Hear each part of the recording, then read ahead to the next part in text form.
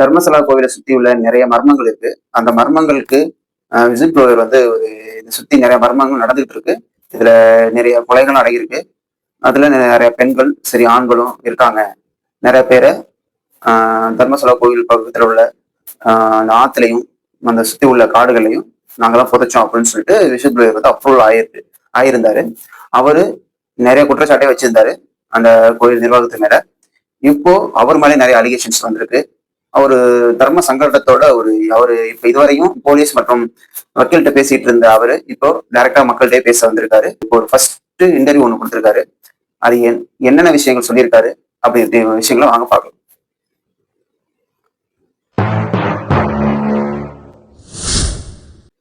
First interview அவர் வந்து என்ன விஷயத்த சொல்ல வர்றாருன்னா, இப்போ ஒரு ஒரு அது மாதிரி 11 16 சைட்டை மார்க் பண்ணி அதை ஒவ்வொரு சைட்லயும் தோண்ட ஆரம்பிக்கிறாங்க. இவர் வந்து எப்போ நான் வேலைக்கு வந்தேன், எதனால இந்த விஷயங்கள்லாம் பண்ணேன் அப்படிங்கிற விஷயத்துல இருந்து சொல்ல ஆரம்பிக்கிறாரு அந்த இன்டர்வியூல. ஃபர்ஸ்ட் வந்து அவர் 1995 வேலைக்கு ஜாயின் பண்ணியிருக்காரு அந்த கோவில்ல. இன்னொருத்தவங்க மூலியமா ஜாயின் பண்ணியிருக்காரு. அதான் உங்களுக்கு தெரிஞ்சவங்க அந்த இடத்துல வேலை பார்த்துருக்காங்க. அவர் வந்து சொல்லி நீங்க வந்து வேலை பார்க்குறீங்க அப்படின்னு கேட்டு, சரி ஓகே நம்ம கோவில் தானே, கோவிலுக்கும் சேவை செஞ்ச மாதிரி இருக்கும், ஓகே நமக்கும் சேலரி கிடைக்கும் அப்படிங்கிற மாதிரி அந்த வேலைக்கு அக்செப்ட் பண்ணியிருக்காரு. அந்த வேலையை பார்த்துட்டு இருந்திருக்காரு.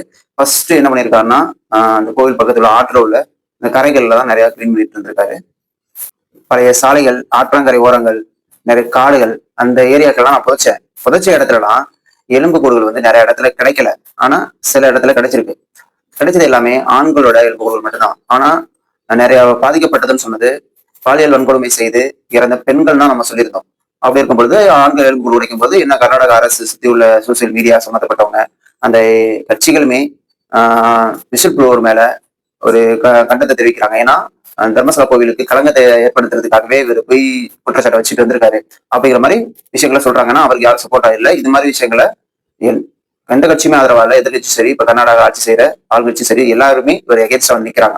அப்படி இருக்கும் பொழுது அதனாலதான் அந்த ஒரு பேட்டி வந்து அவர் இன்டர்வியூ கொடுக்குறாரு. இப்போ இன்னொரு விஷயம் சொல்றாரு. என்ன விஷயம்னா,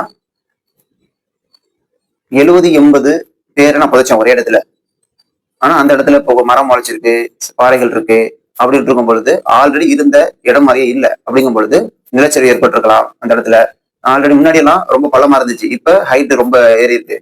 அப்படிங்கிற இருக்கும் பொழுது கொஞ்சம் ஐடென்டிஃபை பண்ணவே ரொம்ப கஷ்டமா இருக்கு. அதனாலதான் ரொம்ப சிக்கலா இருக்கு. நான் சொல்ற இடத்துல அக்யூரேட்டா என்னால சொல்ல முடியல. ஏன்னா சில இடத்துல பில்டிங் வந்திருக்கு. அப்படி இருக்கும் பொழுது என்னால அக்யூரேட்டா சொல்ல முடியல. அந்த இடத்த தோண்ட முடியல. மரங்கள் இருக்க இடத்த தோண்ட விட மாட்டாங்க. ஏன்னா அது வந்து வனத்துறையில பர்மிஷன் கொடுக்கல அப்படிங்கிற மாதிரி சொல்றாங்க. அப்போ மரத்துக்கு கீழே மரங்களும் முளைச்சிருக்கு.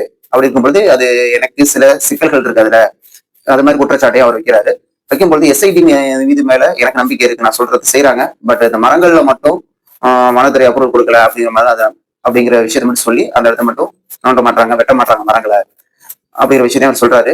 இது ஒரு வந்து பேட்டி கொடுக்க வேண்டிய அவசியம் அவர் வந்து இந்த கர்நாடக அரசு வந்து அவருக்கு ரொம்ப ப்ரெஷரை ஏற்படுத்தியிருக்கு. அதனாலதான் அவர் வந்து முன்னாடி வந்து இந்த விஷயங்கள்லாம் ஷேர் பண்றாரு. இந்த விஷயத்தெல்லாம் நான் சொன்னா எனக்கு எதுவும் பிரயோஜனம் கிடையாது.